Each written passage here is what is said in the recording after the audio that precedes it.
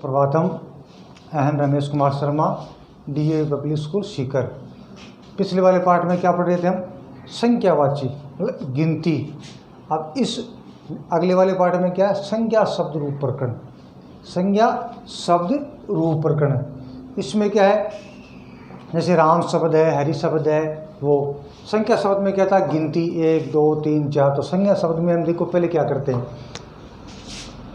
पहला है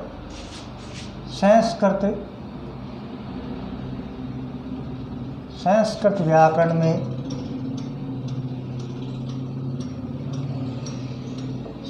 व्याकरण में शब्द 3 प्रकार के होते हैं। शब्द 3 प्रकार के होते हैं। 3 प्रकार के होते हैं।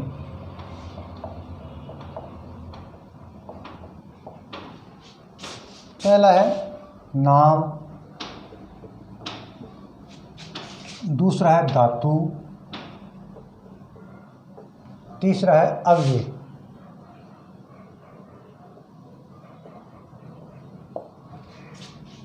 फिर है नाम के 3 भेद होते हैं। नाम के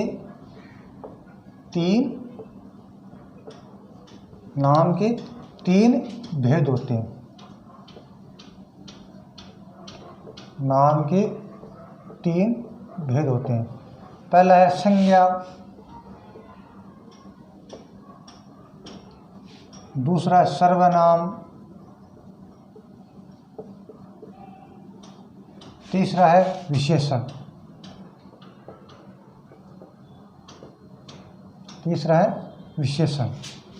फिर है संस्कृत में वचन कितने होते हैं?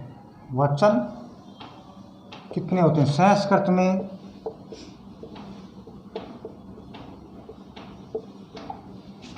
वचन भी 3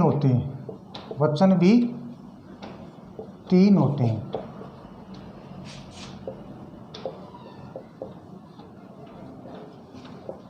एक है एक वचन, दूसरा है द्विवचन,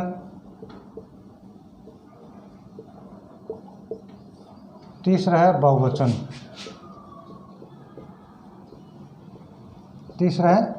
बहुवचन। संस्कृत में लिंग भी कितने होते हैं? 3 होते हैं। संस्कृत में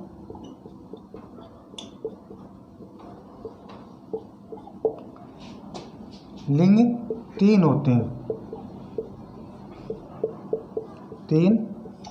हैं। पहला है पुल्लिंग, दूसरा है स्त्रीलिंग,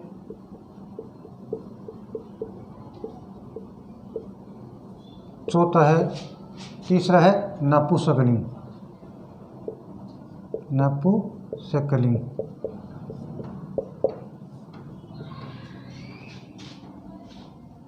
फिर है संज्ञा शब्द 2 प्रकार के होते हैं। संज्ञा शब्द 2 प्रकार के होते हैं।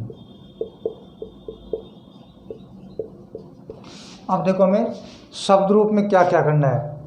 संस्कृत व्याकरण शब्द कितने हैं? 3 प्रकार के हैं। पहला है नाम, किसी का नाम। फिर है धातु, फिर है अव्यय। अव्यय कौन से होते हैं? जो न तो धातु में या किसी भी वाक्य में परिवर्तन नहीं होते हैं। धातु वो होती है पट्टी, पटत, पटंती, पटसी, पटत, पटत।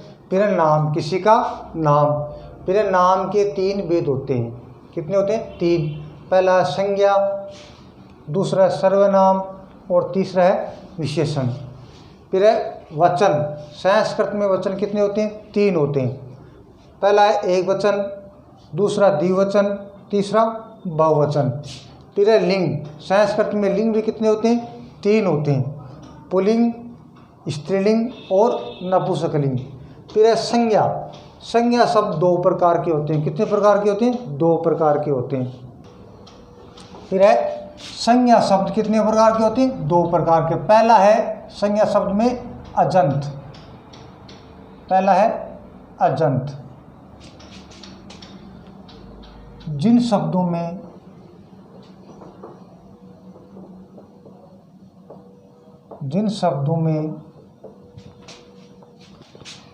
में या शब्दों के अंत में स्वर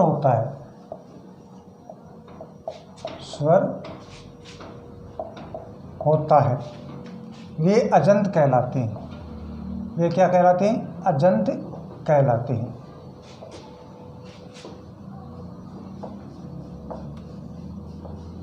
वे अजंत कहलाते हैं। उन्हें स्वरांत भी कहते हैं। क्या कहते हैं? उन्हें स्वरांत भी कहते हैं। स्वरांत भी कहते हैं। स्वरांत भी कहते हैं। जैसे राम, कवि, गुरु, गो आदि।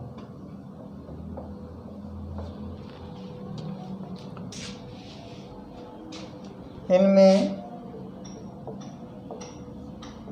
क्रमशः है ए, ई, उ,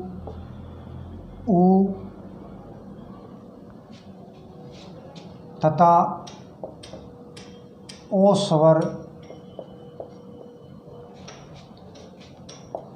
स्वर अंत में है। ये अजंत है।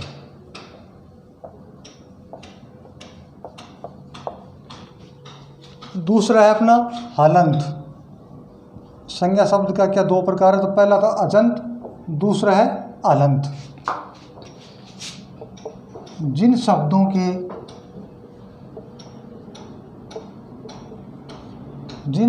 के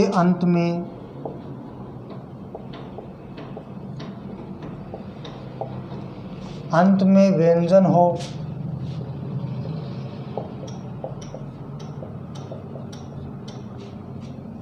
वे हलंत कहलाते हैं।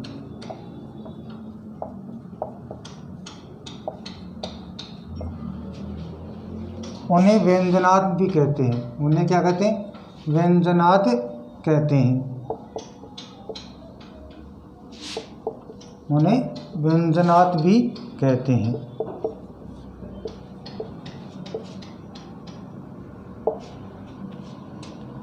जैसे राजन,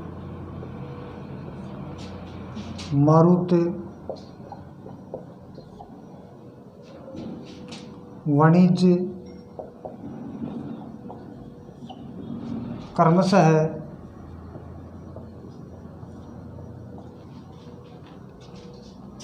न, त, ज व्यंजन अंत में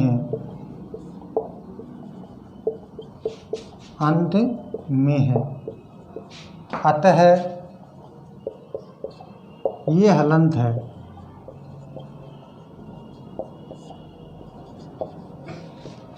अब देखो, संज्ञा शब्द के दो भेद हो गए। एक तो अजंत हो गया, दूसरा हलंत हो गया। अजंत में क्या है? जिन शब्दों के अंत में स्वर होता है। स्वर कौन से? ए, आ, ई, उ, ए, ऐ, ओ 13 स्वर होते हैं। वे क्या कहलाते हैं? अजंत कहलाते हैं। उन्हें स्वरांत भी कहते हैं, या फिर उनको हम स्वर भी बोल सकते हैं। जैसे राम में आगे क्या है? ए, कवि में क्या है? ई, गुरु में क्या है? उ, गो में क्या है? ओ। तो लास्ट के अंत में क्या है? स्वर आ रहा, तो क्या कहलाते हैं? ये अजंत कहलाते हैं। इनमें क्रमशः ई, उ तथा ओ स्वर अंत में है, तो इनको क्या कहलाते हैं? ये अजंत कहलाएंगे। फिर दूसरा हलंत।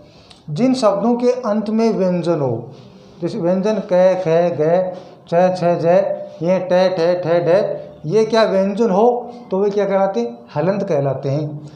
उन्हें व्यंजनात् भी कहते हैं और उन्हें व्यंजन भी कहते हैं। जैसे राजन, राजन में न के आगे क्या हलंत है, मरुत तय आगे हलंत है, वणिज जय है, कर्मश है, तय न तय जय व्यंजन अंत में हो तो उसे क्या कहते हैं, हलंत भी कहते हैं। ये तो हो गए आपका अजंत और हलंत। अब देखो हमें क्या करने आगे, संस्कृत में सामान्यतः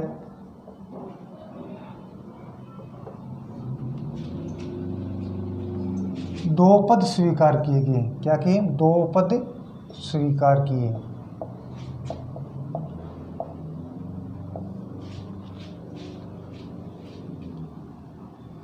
गए हैं।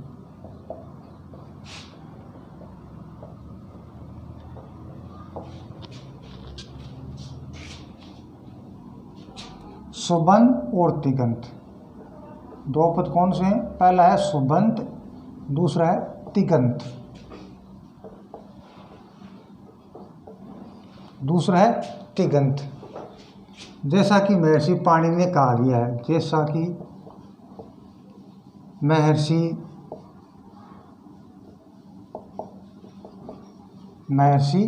पाणिनि ने कहा है,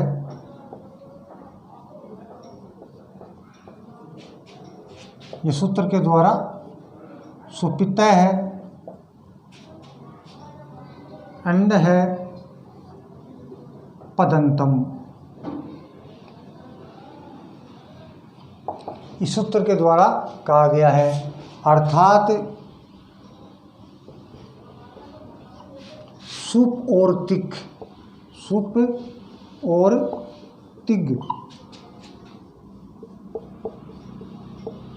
अर्थ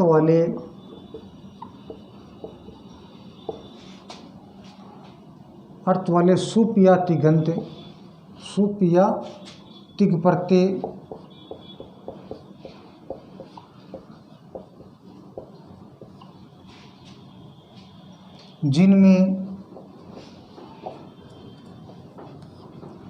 जिनमें लगा हो अर्थात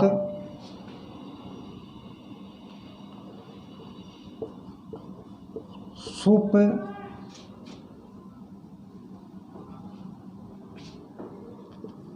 और तिग अर्थ वाले शब्दों के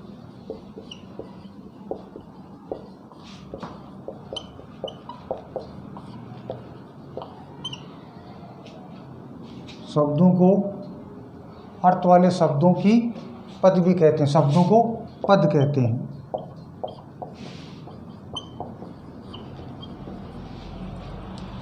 जिनके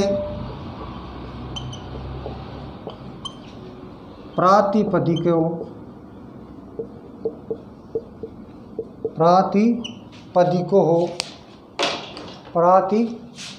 के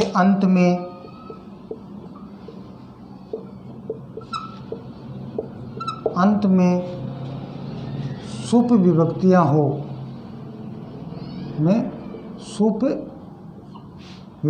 हो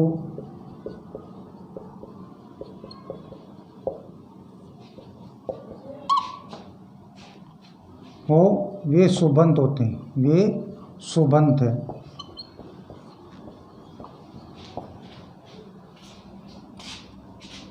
सुबंत पद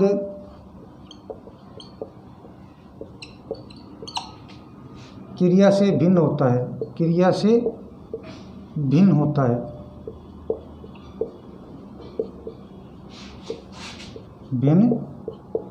होता है।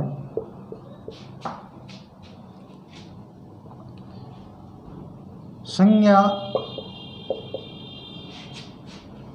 विशेषण,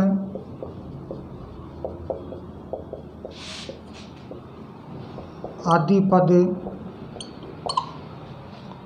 पद सुबंत होता है, सुबंत होता है। जैसे कि राम प्लस सु, राम।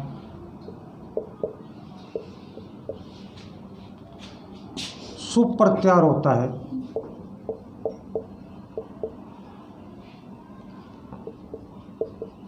सुप प्रत्यार होता है जिनमें 21 विभक्तियां होती है, 21 विभक्तियां होती है, 21, 21 विभक्तियां होती हैं। तीनों वचनों में विभक्तियां होती हैं, 3 × 7, तीनों वचनों में 7 विभक्ति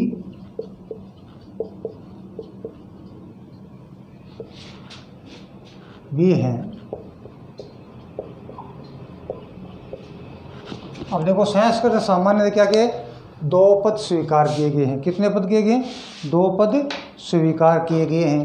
पहला है सुबंध और दूसरा है तिगंत। जैसा कि महर्षि पाणिनि ने कहा है, क्या कहा है? सुबंधम पदम, अर्थात सुप और तिग अर्थ वाले सुप या तिग प्रत्यय जिनमें लगा हो वो सुप और तिग शब्दों के क्या कहते हैं? उनको क्या कहते हैं? पद कहते हैं। जिनके प्रातिपदिकों के अंत में सुप विभक्तियां हो, एक सूत्र है वो क्या है? सुप विभक्तियां, वो क्या कहलाते हैं? सुबंध कहलाती हैं। सुबंध पद क्रिया से भिन्न होता है। फिर संज्ञा विशेषण आदिपदी में सुबंध होता है, जैसे राम प्लस सु, तो क्या बनेगा? राम। सुप प्रत्यार होते हैं जिनमें 21 विभक्तियां होती हैं। कितनी विभक्तियां होती हैं? 21। 3 × 7, तीनों वचनों में 7 विभक्तियां हैं। तो एक 7 विभक्ति हो गई, एक वचन, द्विवचन और बहुवचन। जब तीनों की जोड़ेंगे तो कितनी होगी? 21 विभक्तियां हो गई। 3 × 7 मतलब 7 × 21, ये आपकी विभक्तियां हो गई। अब है सुबंध विभक्तियां। देखो पहला है एक वचन,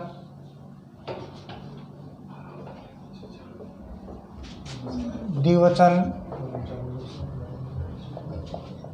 फिर तीसरा बहुवचन। यहाँ विभक्ति, प्रथमा विभक्ति, द्वितीय विभक्ति, तृतीय विभक्ति, चतुर्थी विभक्ति, पंचमी विभक्ति, षष्ठी विभक्ति और सप्तमी विभक्ति, ये 7 विभक्तियाँ हो गई।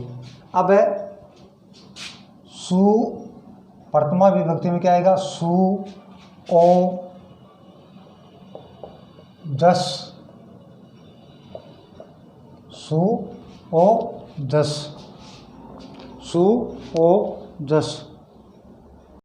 फिर हो गया सु, प्रथमा विभक्ति सु, ओ, जस, ये आपको याद करना है। सु, ओ, जस, अम, ओट, सस, टा, भ्याम, भिस, टा, भ्याम, भिस, ने, भ्याम, भ्यस, नसी, भ्याम, भ्यस।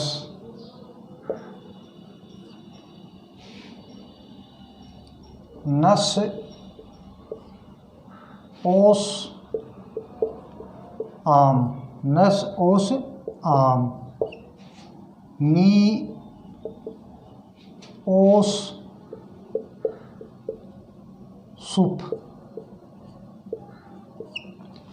फिर है पहले प्रथमा विभक्ति में कर्ता, द्वितीय विभक्ति में कर्म, तृतीय विभक्ति में करण, चतुर्थी संप्रदान, पंचमी विभक्ति अपादान, षष्ठी संबंध, सप्तमी विभक्ति में अधिकरण। ये हो गई आपकी सातवीं विभक्ति। ये आपको याद करना ही होगा। अगर आपको शब्द रूप याद करना है तो इसी तरह से ये सूत्र है, ये आप याद करोगे तो इसी तरीके से आपका शब्द रूप याद हो जाएगा। पढ़ता हूँ, देखो, सु ओ जस कर्ता, कर्ता माने पहली प्रथमा विभक्ति। फिर द्वितीय विभक्ति अम और सस, टा भ्याम भिस, ने भ्याम भस, नसी भ्याम भस, नस ओस आम, नी ओ सुप। ये हो गई 7 विभक्ति। फिर है कर्ता, कर्म, करण, संप्रदान, अपादान, संबंध और अधिकरण। ये हो गए आपके 7 कारक। और ये हो गई 7 21, 7 इसमें हो गई, 7 इसमें हो गई, 7 इसमें हो गई। तो कितनी विभक्ति हो गई? 21 विभक्ति हो गई और 3 वचन हो गए। विभक्ति कितनी हो गई? 7 हो गई। इस प्रकार ये आपका सूत्र आपको याद करना होगा। फिर आपको देखेंगे आगे। फिर देखो आगे, इन विभक्तियों का प्रयोग, विभक्तियां कौन सी? सु ओ जस अम और सस। इन विभक्तियों का प्रयोग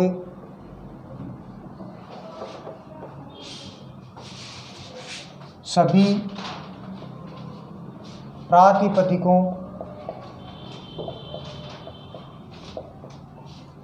प्रातिपदिकों के साथ किया जाता है, के साथ किया जाता है।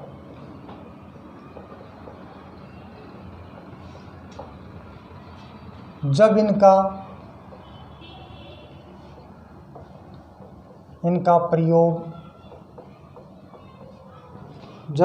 प्रयोग होता है,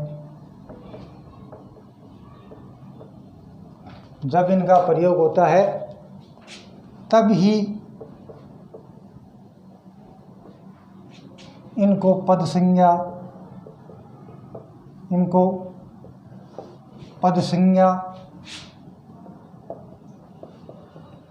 या नाम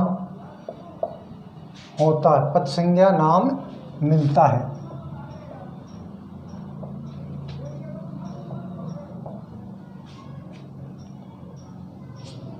जब तक विभक्ति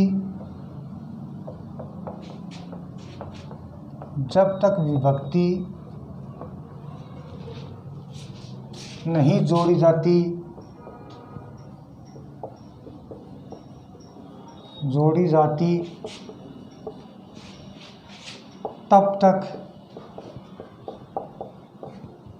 तब तक पद न होने के कारण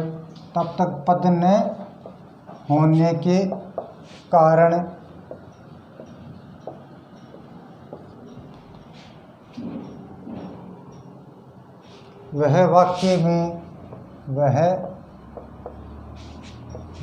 में प्रयोग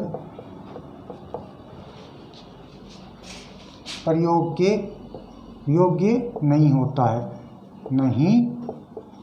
है।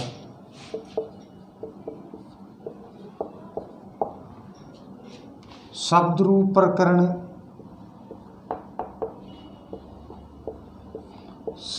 प्रकरण को 3 भागों में बांटा गया है। 3 भागों में बांटा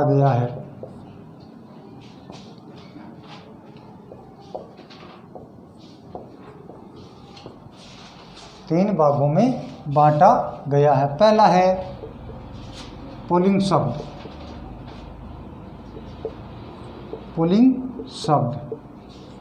संज्ञा।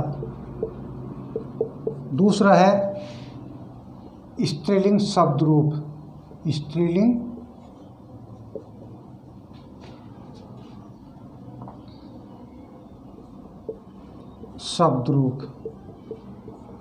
संज्ञा।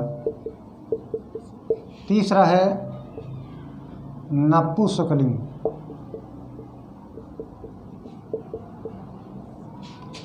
शब्दरूप संज्ञा।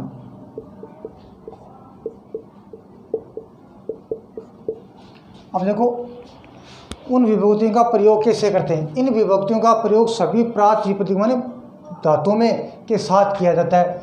जब इनका प्रयोग होता है तभी इनको पद संज्ञा का नाम दिया जाता है। जो हमने लिखा है ना कि सु ओजस, जब इनका हम प्रयोग करेंगे ही तभी उस संज्ञा का नाम मिलता है। जब तक विभक्ति नहीं जोड़ी जाती, उन विभक्तियों को हम जोड़ेंगे नहीं, तब तक पद न होने के कारण वाक्य प्रयोग में योग्य नहीं होता है। अगर हमने उस जो आपको एक ही सूत्र में लिखा है सु ओजस, जैसे राम प्लस सु, जैसे नहीं जोड़ेंगे तब तक वह वाक्य प्रयोग में नहीं लिया जाएगा। इसलिए उस सूत्र को याद करना जरूरी है। जब वो याद हो जाएगा तो आपके शब्द रूप फिर अपने आप याद होने लग जाएंगे। फिर शब्द रूप प्रकरण को 3 भागों में बांटा गया है। कितने पूरे 3 भागों में बांटा गया है।